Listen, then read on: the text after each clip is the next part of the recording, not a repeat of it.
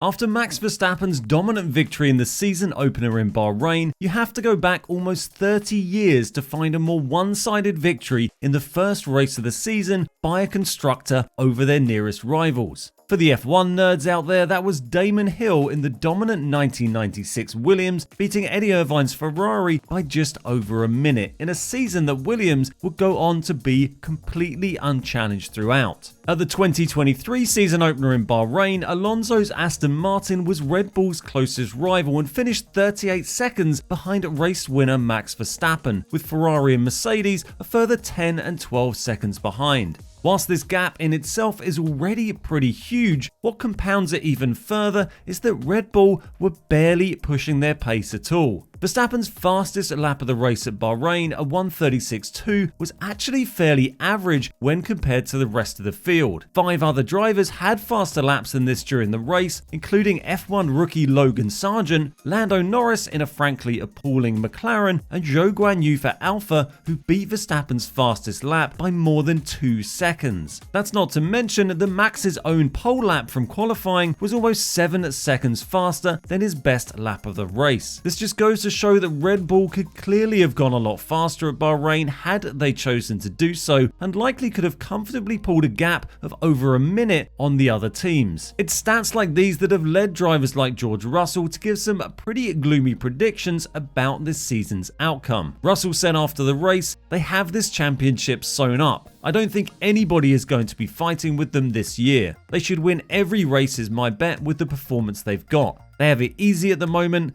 and they can do what they like." Not everyone in the paddock agrees, however, with 2009 F1 World Champion Jenson Button saying he's not convinced it will be a walk in the park for the Red Bull team. Button was quoted by motorsport.com as saying, "I know that a lot of drivers have said, well, it's gonna be an easy championship for Red Bull and Max, but how can you say that? We've only tested at one track, we've only raced at one track."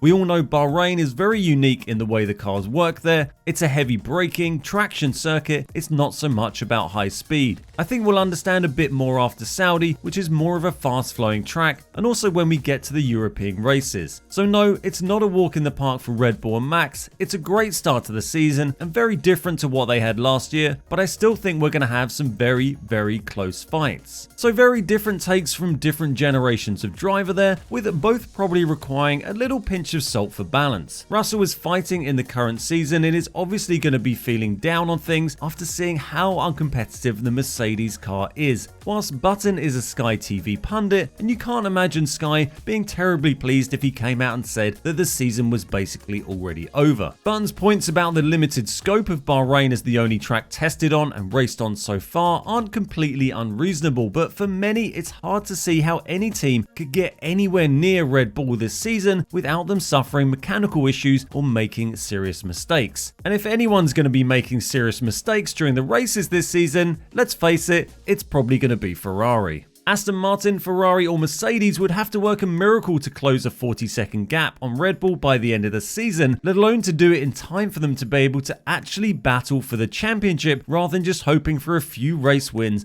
later on. From a fan's perspective, it's no new thing to go into a season with one particular team being extremely strong. Whether it's Red Bull, Mercedes or Ferrari, many of the seasons over the past few decades have had their share of dominant teams. What could be a concern though is that the sheer scale of the gap to Red Bull could stop Mercedes and Ferrari from really being concerned about fighting this season and shifting most of their focus on 2024 and beyond. This would be particularly bad for the fans as it would really take away from some of the excitement of seeing Aston Martin having such great performance and battling for the podium if the teams they're fighting aren't really invested. George Russell was quoted by motorsport.com as saying, "We obviously want to optimize every single result, but if you give me the choice between fighting and having a chance to win races, whatever that is, versus slow progress and never having that chance, you obviously choose the one of taking those victories. So if we want to sacrifice some races or part of the season to give ourselves a chance to get a car that can fight, whether it's the second half of the season or even if it's looking towards next year, that's maybe what we're going to have to do because clearly we're a long way behind. Nobody remembers who finishes second or third. Second isn't good enough." And that final line really drives the point home. Ferrari and Mercedes are there to fight for the championship and nothing else, whereas Aston would be elated to finish in the top 3 teams. Russell's quote indicates that Mercedes would likely be willing to already give up on this season if it meant they could be competitive in 2024, and it's hard to argue that Ferrari won't take a similar approach. Of course, there's still going to be plenty to get excited about this season and some great battles on track. We got rookie drivers on the grid, Alonso in a good car for the first time in years, and plenty of midfield fights ahead of us. But it certainly feels unusual to go into a season as a fan just one race in with one team already looking completely untouchable. Thanks for watching today's video on the Outlap. If you enjoyed it, then why not click the like button and subscribe for more F1 content coming soon.